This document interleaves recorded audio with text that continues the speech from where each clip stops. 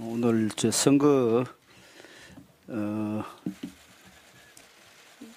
관련해서 선거대책위원회가 다음 주부터 이제 가동이 되기 때문에 오늘 사실상 선거 직전에 마지막 원내대책회의를 하겠습니다.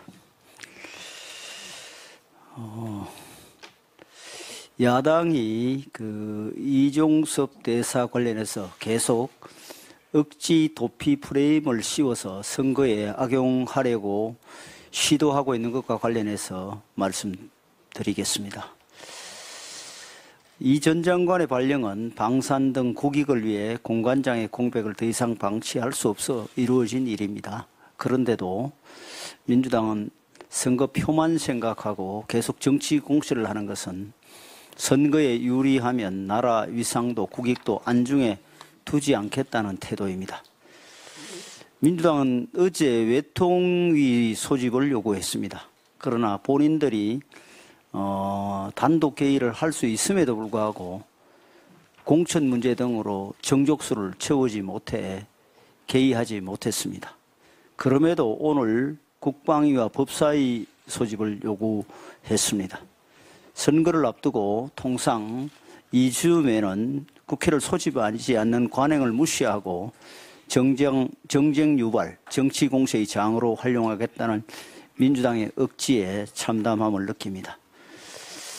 또 한 가지 유감스러운 것은 수사기관만이 알 수 있는 통화 내역과 출금 사실 등 이런 사실들이 언론에 유출되어 특정 언론이 악의적으로 보도하고 야당이 이를 받아서 확대 재생산하고 있다는 사실입니다.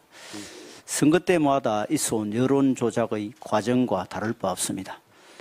만약 공수처가 의도적으로 수사 기밀을 흘리고 있다면 이는 매우 심각한 범죄일 뿐만 아니라 민주주의를 뒤흔드는 선거 개입입니다. 이 문제는 반드시 진상이 규명되어 다시는 이런 일이 재발되지 않도록 해야 할 것입니다. 공수처 수사와 관련해서 이 전 장관 본인이 언제든지 출석하겠다고 약속했습니다. 국민의힘은 반드시 이 약속이 지켜지도록 하겠습니다. 조국 혁신당 조국 대표가 지난 12일 기자회견을 열고 총선 첫 번째 공약으로 제22대 국회에서 한동훈 특검법을 발의하겠다고 했습니다. 대한민국 공당으로 갓 출범한 정당의 총선 1호 공약이라면 국가와 민생에 관한 비전을 담는 것이 국민의 일반적인 기대입니다. 하지만 조국 대표는 입시 비리와 감찰 무마 혐의로 2심에서 유죄 판결을 받고 대법원 확정 판결을 기다리고 있는 범죄 피고인임을 스스로 증명하듯 국회를 사적 복수의 장으로 삼겠다고 공공연히 선언한 것이나 마찬가지입니다. 조국 대표는 앞에서는 공정과 정의를 내세웠지만 뒤로는 자녀 입시를 위해 사문서 위조 등 온갖 방법으로 입시 비리를 저질러 대한민국의 모든 학생과 학부모들의 공분을 산 인물입니다. 이 때문에 얼마 전 한 여론조사에서는 조국 혁신당에 대한 20대 지지율이 0%, 30대 지지율이 1%를 기록한 적도 있습니다. 이처럼 불공정의 대명사인 조국 대표가 무슨 자격으로 입시 비리를 거론하며 한동훈 특검법을 발의한다는 말입니까? 더욱이 조국 대표는 한동훈 특검법도 모자라 대통령 탄핵까지 공공연히 입에 올리고 있습니다.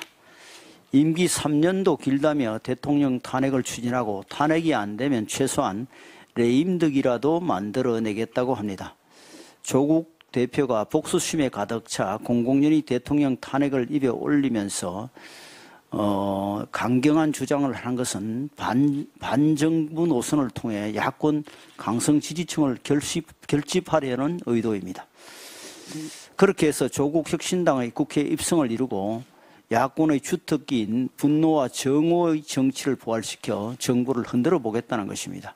그러나 조국 혁신당의 이러한 정략은 결코 성공하지 못할 것입니다. 범죄 피고인 조국 대표를 옹호할 사람은 극소수 극단주의 지지층밖에 없으며 상식과 양심의 편인 대다수 국민들은 조국 혁신당에 준엄한 심판을 가할 것입니다. 지민 비조의 허상을 쫓아 조국 혁신당과 연대를 꾀하는 민주당에 대해서도 대다수 국민은 따끔한 회초리를 들 것입니다. 우리 국민은 이제 폭력과 테러를 부르는 분노와 정오의 정치를 뒤로하고 공정과 정의, 화해와 협치의 가치가 넘쳐나는 국회를 가질 자격이 있습니다. 민주당이 아닌 우리 당 후보들의 발언을 비판하고 있습니다. 부적절한 발언에 대해서 옹호할 생각은 없습니다. 하지만 민주당이 비판할 자격이 있는지는 또 다른 문제입니다. 국회의장을 향해 GS 지지라는 욕설을 남겼던 후보, 천안한 함장에게 무슨 낯짝으로 부하들 다 죽여놓고라고 했던 후보, 대통령 전용기 추락 기도를 했던 신부를 오죽했으면 그랬겠냐며 두둔한 후보, 비명 인사를 바퀴벌레라 칭했던 후보, 이태원 분향소에서 파이팅을 외치고 항의하는 시민에게 이상한 사람이라고 했던 후보, 국무위원을 향해 그동안 보고 배우지 못하신 것 같아서 라고 했던 후보, 이 모든 분들이 무리 없이 공천을 받았습니다. 대장동 씹는 애들 대장암이나 걸렸으면 좋겠다던 인사도 비례 순번을 받았습니다. 국민을 이찍이라 지칭하고 살만하다면 2번을 찍든지 집에서 쉬라는 이재명 대표의 발언 역시 국민 갈라치는 망언이기는 마찬가지입니다. 하나하나가 아직 우리 국민들 기억에 선명하게 남아있는 얼마 되지 않은 망언들입니다. 민주당은 이 모든 것을 알고도 공천하지 않았습니까? 자기 내부의 문제들은 적당히 웃어 넘기고 상대당은 집요하게 물어뜯는 내로남불은 이재명식 여의도 독재의 밑바탕이 되어왔습니다. 22대 국회에서는 이러한 여의도 독재를 반드시 끊어내야 합니다. 이상입니다.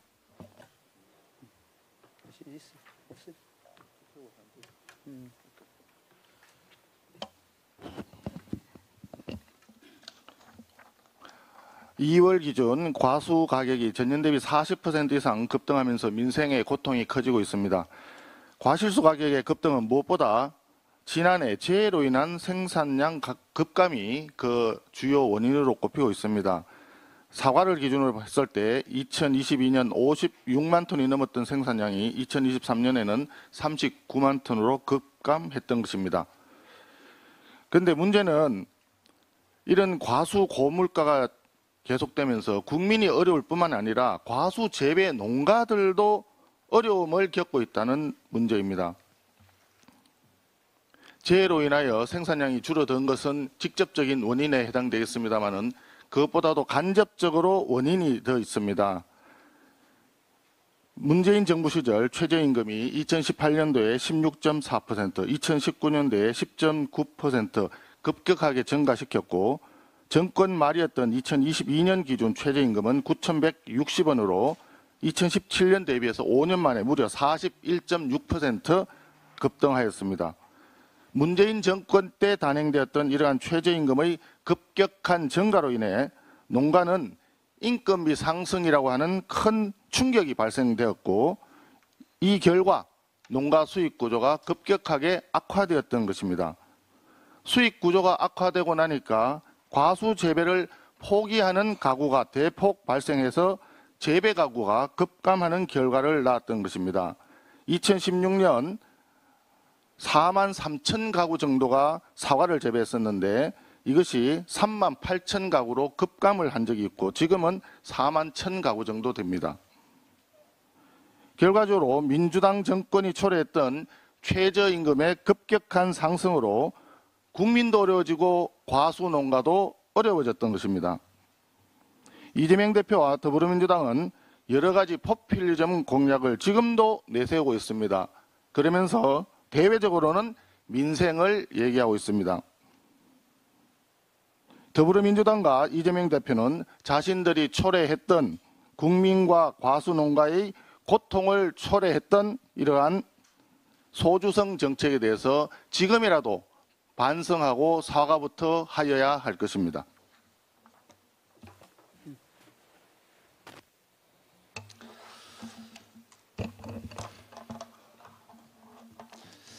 예, 이제 22대 총선도 25일밖에 안 남았습니다. 사전 투표일 기준으로 하자면 20일밖에 안 남았습니다. 예, 21대가 이제 되돌아보게 됩니다. 예, 우리 21대 출범은 국민을 위해서 모든 의원들이 각오를 새로이 하면서 시작을 했지만 정작 돌이켜보면 지난 21대 국회 얼마나 우리가 잘했는지 돌아보게 됩니다. 코로나 와중에 정상적인 의정활동도 쉽지 않았습니다. 또 국민들 고통 속에 오랜 시간을 보냈습니다. 그 코로나가 그 어려운 와중에 극복은 됐지만 아직도 그 그림자가 짙게 우리 드리워지면서 우리 서민들 힘들게 합니다. 바로 지금의 고금리, 고물가 이러한 현상들은 바로 코로나의 후유증으로 인한 거 아니겠습니까? 거기에다 또 예기치 않았던 두 개 세계 전쟁은 세계 공급망을 더 어렵게 하고 더욱더 세계 경제를 어렵게 하고 그 고통이 대경제 의존성이 높은 대한민국에 집중되고 있습니다. 참으로 어렵습니다. 거기에다가 또 지난 정부 내내 무엇보다도 평화를 최우선으로 주장하던 그 바로 지난 정부에서 그 사이에 북한은 어느새 핵무력을 완성했다고 노골적인 협박을 일삼고 있습니다. 최고의 역대 유례 없는 안보 위기 상황 그리고 또 경제 위기 상황에서 우리는 이번 22대 총선을 맞고 있습니다. 이번 총선은 이 엄중한 전대미문의 이런 경제 위기, 이런 안보 위기 속에서 대한민국이 어떻게 제대로 향해 나갈 것인지에 대한 비전 경쟁이 저는 이번 총선에 펼쳐져야 된다고 생각을 합니다.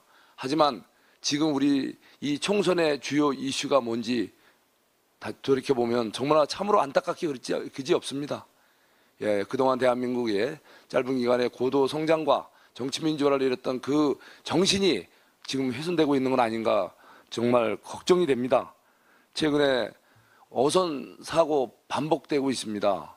물론 우리 정부에서도 좀 더 주의를 하고 여러 가지 노력을 해야 합니다. 하지만 세월의 큰 아픔을 겪으면서 우리가 다시는 있어서는 안 될 해상 이런 인명사고가 반복된다는 거 이것은 스스로 우리가 깊이 반성해야 된다고 생각합니다. 과연 처벌주의만으로 이런 여러 가지 우리 사회의 문제 해결되겠는가? 근본적으로 시스템 개선, 안전장치를 위한 여러 가지 종합적인 노력이 필요하다고 생각합니다. 특히 이번에 중대재해기업처벌법 그렇게 많은 소상공인들, 중소기업 또 이 어민들이 요구하고 있습니다. 우리 현실에 갖춰지지 않은 상황에서 지금 중대기업처벌법 취지는 좋지만 그 고통이 결국은 우리의 서민 일자리를 없애고 또 서민들의 먹거리, 서민들의 기초산업을 정말 힘들게 하고 붕괴시키고 있습니다. 제발 이번 총선에서는 제대로 된 민생을 살리고 우리가 꼭 처리해야 될 법안에 집중했으면 좋겠습니다. 그리고 또 이 엄중한 안보 위기 속에서 대한민국 군대가 제대로 가야 될 길은 무엇인지 우리가 군 복지도 좋습니다. 군 인권도 좋습니다. 하지만 강한 군대의 기본 의상이 흔들려서는 안 되고 전쟁 연습이라고 정말 비난받는 우리 한미 지금 훈련이 지금 엄중한 안보 위기 속에서 꼭 필요한 것 아닙니까?